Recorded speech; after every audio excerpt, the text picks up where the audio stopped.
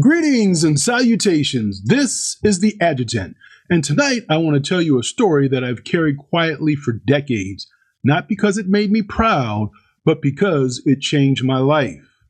There are moments in life that feel small while they're happening, moments that seem like another ordinary day, another person walking past you. But years later, you realize that one moment was not ordinary at all. It was a crossroads. And you realize something else. You're not standing where you are because you are perfect. You're standing there because somebody gave you room to recover from being imperfect. Now, there was a night in Panama at Fort Clayton, a night that could have destroyed everything before it truly ever began. And the strange thing is, when I think about that night now, I don't remember fear first. I remember exhaustion. Deep exhaustion, the kind that comes from carrying more than your body was ever meant to carry. Because back then, I was not the man you see sitting here today. I was not confident. I was not polished. I was not accomplished. I was not a future officer. I was not an attorney. I was not a college professor. I was not a federal leader. I was simply a young enlisted soldier, just trying to survive. And if I'm honest, survival was something I had been doing for a very long time. Some people grow up feeling safe. Some people grow up feeling loved. Some people grow up with confidence placed into them like a foundation. That was not my experience. I came from a difficult childhood, an abusive environment, a place where love did not always feel stable, a place where affirmation was not abundant. And when you grow up like that, you do not walk into adulthood feeling whole. You walk into adulthood searching for identity, searching for belonging, searching for proof that maybe you matter. You become skilled at hiding pain because pain becomes normal. And when pain becomes normal, you stop talking about it. Back then, we didn't talk openly about depression. Men especially, African American in particular. Soldiers certainly didn't. You just kept moving. You did your job. You learned how to smile when carrying heaviness. And I carried heaviness more than people knew. Loneliness, low self-esteem, feeling unloved, feeling invisible, feeling uncertain. I joined the military partly because I needed direction. I needed structure. I needed purpose. I needed something stronger than the environment I came from. And the military life gave me structure. But structure does not instantly heal old wounds. Sometimes people think joining the military makes someone strong overnight. It doesn't. It gives you tools. But healing still takes time. I was stationed at Fort Clayton, Panama, and Panama had a feeling to it. Heat, humidity, dense jungle, dark nights, the sounds of insects, the weight of the air itself. And there was a seriousness to military life there. Responsibility, duty, readiness. You see, one night I was assigned guard duty, and for people who have served, you understand exactly what that means. You stay awake. You remain alert. You protect your post. Simple instructions, simple inspections. But life is complicated, and people are complicated. And sometimes behind the uniform, someone is carrying a private war nobody else sees. Well, that night, I was just emotionally depleted, mentally exhausted, spiritually just worn down. I remember sitting there trying to stay alert, trying to remain focused, trying to keep my eyes open. And then somewhere in the silence of that night, I drifted. I fell asleep on guard duty. Now, if you served, you know how serious that is. That is not a minor mistake. That is not a harmless oversight.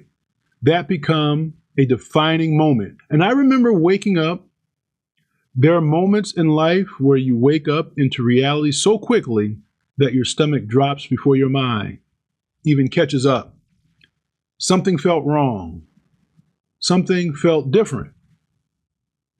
And then I saw him, Sergeant First Class Collins, standing there, looking at me. And in that instant, I knew exactly how bad this was. I know he had every right to punish me, every right to report me, every right to make an example out of me. And if I were honest, many leaders would have done that. Because leadership can sometimes become more about power than wisdom. You see, some people enjoy authority. Some people enjoy catching mistakes. Some people enjoy punishment. And perhaps that's human nature. But what happened next, I have never forgotten. Sergeant Collins looked at me, and he did just not see a sleeping soldier. He saw a human being. There's a difference between seeing failure and seeing context. Bad leaders only see what went wrong. Wise leaders ask why. He could have crushed me. He could have embarrassed me. He could have ended my confidence. He could have changed the direction of my future. But instead, he chose mercy. And mercy is not weakness. I want to say that clearly. Mercy is not weakness. Mercy requires discernment. Mercy requires wisdom. Mercy requires emotional intelligence. Because mercy says, I know what you did, but I also see who you might become. And sometimes that belief becomes the first mirror someone ever looks into. Because if you grew up without affirmation, you do not automatically believe in yourself. You wait for evidence. You wait for proof. You wait for someone to say, you are still worth investing in. And that moment stayed with me, not because he gave me a speech, not because he dramatically changed my life in one conversation. He changed my life because he did not destroy it. That matters. Sometimes the most powerful thing someone can do is choose not to bury you in your worst moment. And over time, something began to shift inside me. I started believing I could become more. I started taking myself more seriously. I started trying harder. Not because somebody forced me, but because mercy creates responsibility. When someone gives you another chance, you often feel an internal need not to waste it. Months later, I attended PLDC. Now, for those of y'all who don't know, PLDC is also known as the Primary Leadership Development Course. All right? And I worked harder than I had ever worked before because by then something had changed. I wanted to prove something, not to everybody else, to myself.